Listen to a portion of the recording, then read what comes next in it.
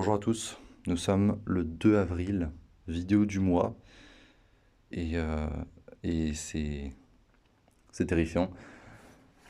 Le mois dernier, je vous avais montré des températures de près de 34. Je vous mets un extrait maintenant. Nous sommes aujourd'hui le 3 mars.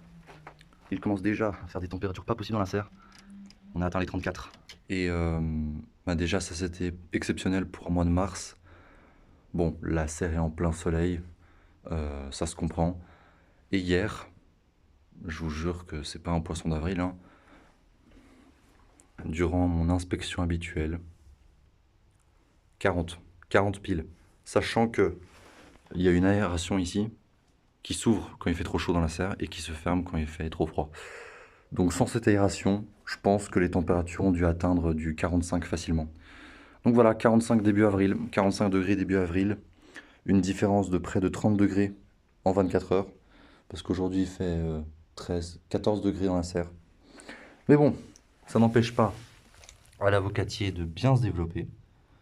Regardez-moi ces belles pousses. Alors s'il veut bien faire le focus, ce serait gentil de sa part. Voilà, parfait. Ces belles pousses. Il s'est débarrassé de ces feuilles, hein, ces feuilles complètement brunes là. Elles sont tombées. Ceux-là aussi, normalement, ne devraient pas tarder.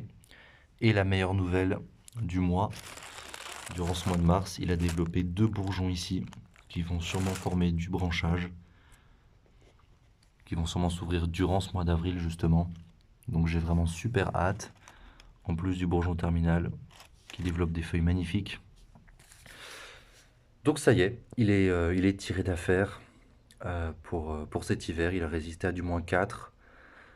Je me répète, hein, mais sans aucune protection de ma part. Je suis vraiment pas fidèle.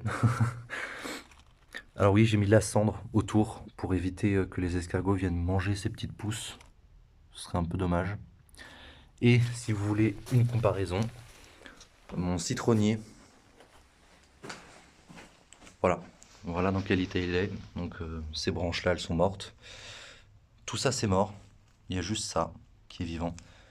Donc si je peux vous apprendre un truc que moi-même j'ai appris durant cet hiver, c'est que même si vous avez un arbre qui a résisté à du -10, c'est pas dit qu'il résiste à du -4 l'hiver prochain.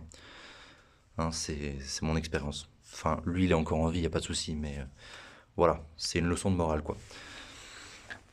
Donc voilà, bah, moi je vous dis au mois de mai, pour voir comment ça évolue. En tout cas, ça va dans le droit chemin.